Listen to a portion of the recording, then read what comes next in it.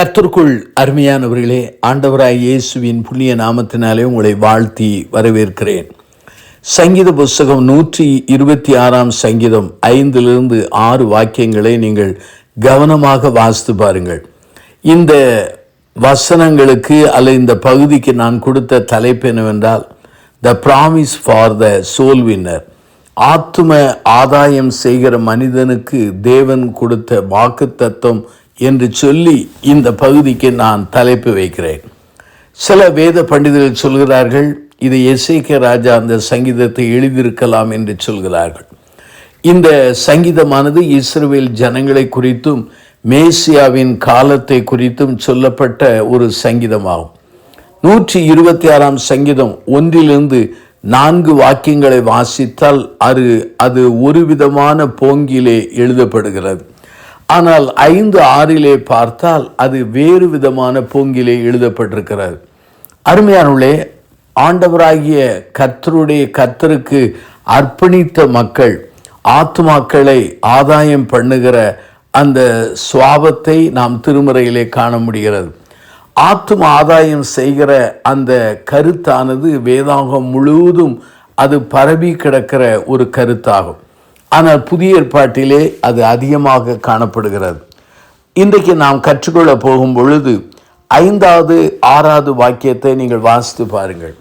இதிலே முதலாவது ஆத்தும ஆதாயம் செய்கிற அந்த பணியை குறித்து அங்கு திருமறையிலே சொல்லப்பட்டிருக்கிறது. அருமையானவர்களே, தேவனுக்கு அர்ப்பணித்து வாழ்கிற மக்கள் அங்கே அநேகரை கிறிஸ்துவண்டை வழி நடத்துவார்கள். இதுதான் ஆத்தும ஆதாயம் என்பது. மீட்கப்பட்ட பாவிகள் மீட்கப்படாத பாவிகளை தேடி ஆண்டவரண்டை கொண்டு வருவார்கள். யோவான் நற்செய்தி நூல் 3-16 நீங்கள் வாசித்து பாருங்கள். இந்த ஆத்தும ஆதாயம் செய்கிற அந்த திருப்பணியினுடைய திட்டத்தை நான் சொல்கிறேன்.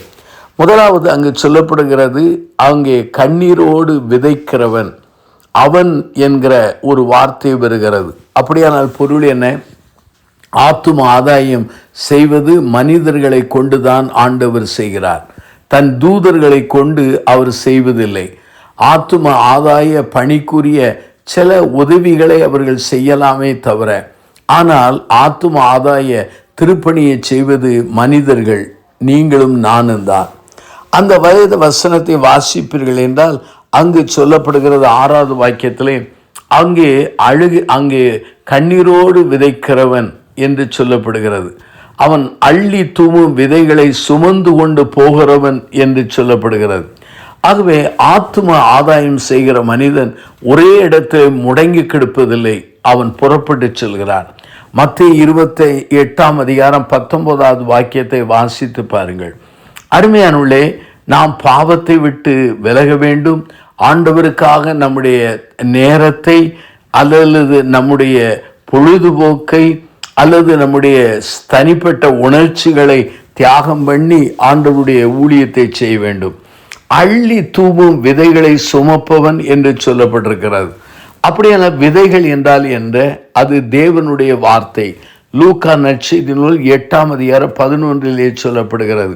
வசனமானது அருமையானது. 2 பேதுரு புஸ்தகம் 1-4 சொல்கிறது. ரோமர் 1-16 அந்த வசனம் தேவ பலனாய் இருக்கிறது, வல்லமை உள்ளது. எபிரேயர் 4-2-4-12 வாசித்தால் அந்த தேவ வசனம் அது ப்ரொடக்டிவிட்டி, அதாவது அது விளைச்சலை தருகிற பலன் கொடுக்கிற வசனமாகும். அருமையானவர்களே, வசனத்தை கூடைகளை வைப்பதினாலே பிரயோஜனம் இல்லை, அல்லது கூடைகளை வைத்ததினாலே எந்த பயன் இல்லை. விதைக்கிறவன் கூடையிலே வைத்திருக்கிற விதைகளை விதைக்கிறார். ஆகவே நற்செய்தியின் செய்தி அறிந்தவர்கள் உங்களுக்குள்ளே வைப்பது நல்லதல்ல, அதை மற்றவர்களுக்கு அதை கொண்டு போய் சேர்க்க அழைக்கப்படுகிறீர்கள். ஆகவே ஆத்தும ஆதாய பணியின் அந்த தன்மையை அல்லது திட்டத்தை சொன்னேன். 2வதாக ஆத்தும ஆதாய பணியாளனுடைய அந்த பேஷன், அதாவது அவனுடைய பேர் ஆர்வத்தை சொல்கிறேன். த பேஷன் என்கிற வார்த்தைக்கு தமிழில் பொருள் பேர் ஆர்வம் என்று சொல்லலாம், அதிக தீவிரமான ஒரு காரியம் என்று சொல்லலாம். ஆகவே அந்த 126 சங்கீதத்திலே சொல்லப்படுகிறது 5வது வாக்கியத்திலே அங்கு சொல்லப்படுகிற செய்தி என்ன? கண்ணீரோடு விதைப்பவன். 6வது வாக்கியத்திலே அள்ளி விதையை சுமக்கிறவன் அழுது கொண்டு போகிறான். ஆகவே ஆத்தும ஆதாயம் செய்கிறவன் பேர் ஆர்வத்தோடு, அவன் பேஷன், பேர் ஆர்வத்தோடு, கம்பேஷன், மன துருக்கத்தோடு செய்வான். அருமையானவர்களே, வில்லியம் பூத் என்பவர், அவர் சால்வேஷன் ஆர்மியை உருவாக்கினவர். அவர் ஒரு முறை சொல்கிறார், இதோ சால்வேஷன் ஆர்மியிலே வேலை செய்கிற அந்த தலைவர்கள் பணியாளர்களை 24 மணி நேரம் அந்த நரகத்தின் வாயிலுக்கு அனுப்ப வேண்டும். அங்கு அனுப்பினாலே போதும் அந்த பேஷன் அல்லது நம்முடைய வாழ்க்கையில் கம்பேஷன் வந்துவிடும் என்று சொல்லி எழுதுகிறார். அருமையானவர்களே, நம்முடைய ஆண்டவர் ஜனங்களை கண்டவுடனே மனதுருகினார். முதலாவது அங்கு ஆத்தும ஆதாயம் செய்கிற அந்த பணியின் தன்மை திட்டத்தை சொன்னேன். ஆத்தும ஆதாயம் செய்கிறனுடைய பேரார்வத்தை நான் சொன்னேன். கண்ணீரோடு, பாரத்தோடு, அதே சமயத்தில் அங்கே பேர் ஆர்வத்தோடு, மனதுருக்கத்தோடு செய்ய அழைக்கப்படுகிறோம். ஏனோ தானோ என்று நற்செய்தியை விதைக்கக்கூடாது. மூன்றாவதாக ஆத்தும ஆதாயம் செய்கிறனுடைய அந்த வாக்கு தத்துவம் என்ன? த சோல் வின்னர்ஸ் ப்ராமிஸ் என்று சொல்லலாம். அங்கே 126 சங்கீதம் 5 பாருங்கள்.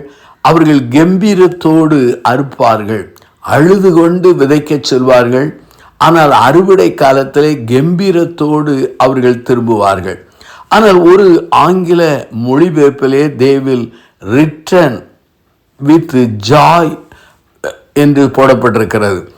they will return with songs of joy என்று கூட இன்னொரு மொழிபெயர்ப்பிலே வாசிக்க முடிகிறது. அப்படியானால் மகிழ்ச்சியோடு, கம்பீரத்தோடு அவர்கள் மிகுந்த விளைச்சலோடு வருவார்கள். இன்றைக்கு நம்பிக்கையோடு ஆத்தும ஆதாயம் செய்யுங்கள். செய்வீர்கள் என்றால் உங்கள் கண்ணீருக்கும் உங்கள் ஜெபத்துக்கும் பலன் வரும், மகிழ்ச்சியை காண்பீர்கள். கண்களை மூடி நாம் பிரார்த்தனை செய்வோம்.